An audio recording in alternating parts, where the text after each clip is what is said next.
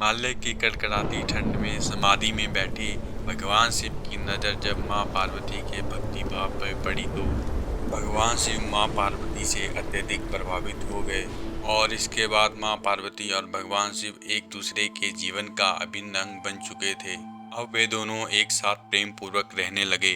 लेकिन मां पार्वती के पिता हिमालय के राजा दक्ष अपने दामाद भगवान शिव से अत्यधिक नफरत करते थे। यहाँ तक कि वो तो भगवान शिव को अपना दामाद मानने के लिए भी राजी नहीं थे, क्योंकि उनका मानना था कि एक राजा की लड़की का विवाह एक राजा से ही होना चाहिए और शिव कोई राजा नहीं थे। भगवान शिव तो जंगल में रहने वाले सन्यासी थे।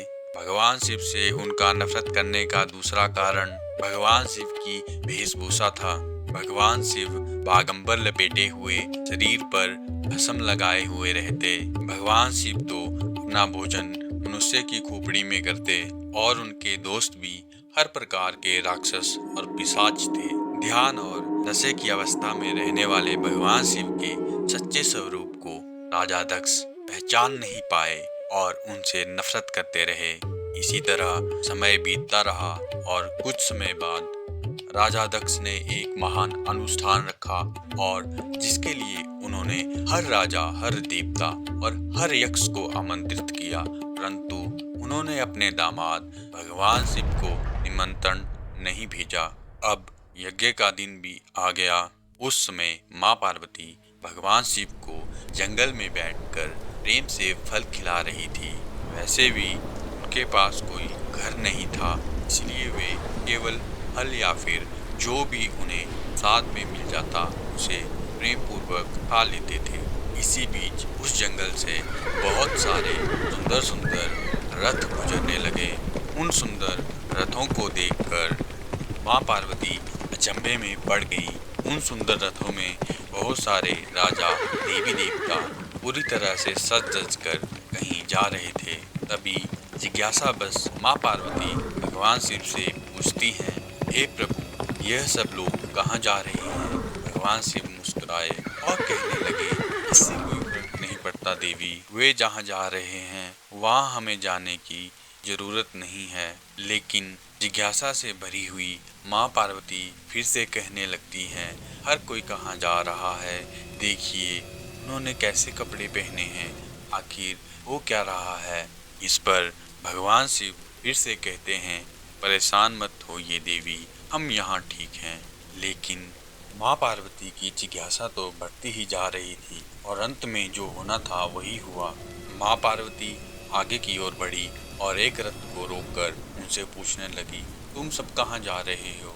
इस पर वो हैरान होकर कहने लगे, क्या आप नहीं जानते, आपके पिता एक बहुत बड़ा यज्ञ कर रहे हैं और उन्होंने हम सभी को आमंत्रित किया हुआ है और हम सभी वहीं जा रहे हैं।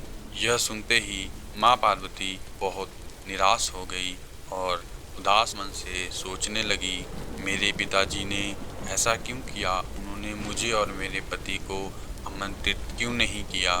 दुखी मन से माँ पार्वती भगवान शिव की ओर बढ़ने लगी और भगवान शिव के पास आकर माँ पार्वती बोली, हे प्रभु, आप सब जानते थे ना प्रभु, उन्होंने मेरा नहीं आपका अपमान किया है और मैं आपका अपमान होते हुए नहीं देख सकती। इस पर भगवान शिव बोले, मुझे इन सब से कोई फर्क नहीं पड़ता देवी, आप चिंता मत कीजिए, हम यहाँ ठीक हैं। माँ पार्वती बोली, नहीं प्रभु, मुझे इससे फर्क पड़ता है, उन्होंने आपका अपमान किया है। मैं अपने पिता के पास जा रही हूँ, आखिर मैं भी तो जानूँ किस कारण उन्होंने हमें आमंत्रित नहीं किया।